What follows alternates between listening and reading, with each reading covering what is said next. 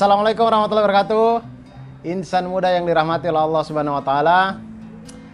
Berjumpa lagi dengan saya pada hari ini. Dan ada sebuah kisah yang menarik yang terjadi, yang dialami oleh Rasulullah SAW ketika melakukan perjalanan dengan para sahabat. Dan pada waktu itu Rasulullah SAW bersama dengan para sahabat hendak melakukan sholat jamaah. Jadi pada waktu itu para sahabat mendengar suara yang agak berbeda dari tubuh Rasulullah SAW. Jadi seperti suara sendi dengan sendi bergesekan gitu. Karena kalau kita manusia normal ini kan tidak ada suara sendi bergesekan kan. Kita begini-gini tidak ada suara sendi bergesekan. Tapi dari tubuh Rasulullah SAW itu ada suara sendi-sendi yang bergesekan.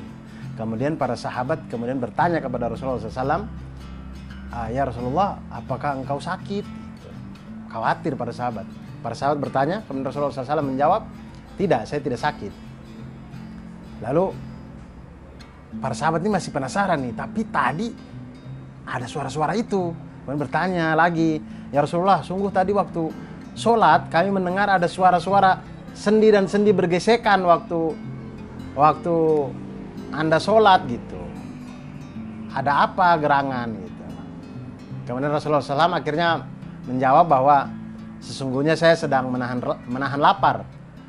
Dan ketika disingkap bajunya Rasulullah SAW, ternyata ada kerikil-kerikil yang diikat di tubuhnya, di perutnya Rasulullah SAW sebagai ikhtiar untuk menahan lapar gitu. Jadi, nah yang bunyi gesek-gesek itu bunyi batu-batu itu tuh, kerikil-kerikil itu. Jadi ketika kita rukuk mungkin, ketika Rasulullah sholat ya, bunyi gesek-gesek itu.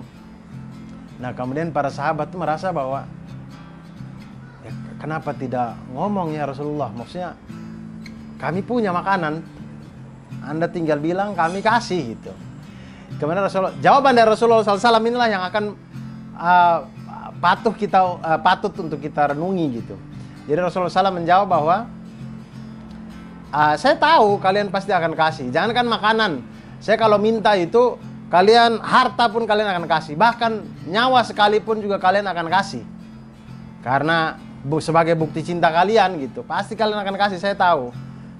Tapi bagaimana nanti waktu saya menghadap Allah, bagaimana saya menyembunyikan rasa malu saya begitu ketika saya menjadi pemimpin yang membebani orang yang dipimpin. Jadi biarlah rasa lapar ini sebagai berkah atau hadiah dari Allah buat saya. Semoga suatu saat nanti kelak umat saya itu tidak kelaparan di dunia, lebih-lebih tidak mengalami kelaparan di akhirat.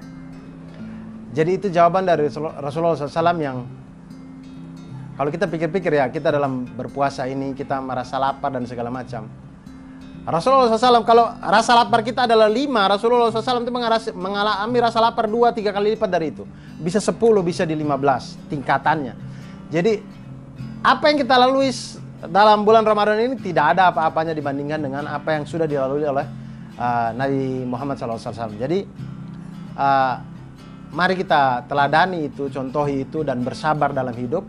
Semoga apa-apa yang kita laksanakan pada hari ini diniatkan kepada Allah dalam kesabaran, itu semuanya dibalas oleh Allah Subhanahu wa taala dengan pahala di akhirat yang tiada henti-hentinya. Ya begitulah insan muda sekalian, selamat menjalankan ibadah puasa. Ini adalah bulan Ramadan, saatnya kita berbagi lagi. Wassalamualaikum warahmatullahi wabarakatuh. Sebagian bukan milik kita. Jangan lupa zakat 2,5%, 97,5%-nya berkah. Zakat di dompet duafa aja. Zakat di dompet duafa aja.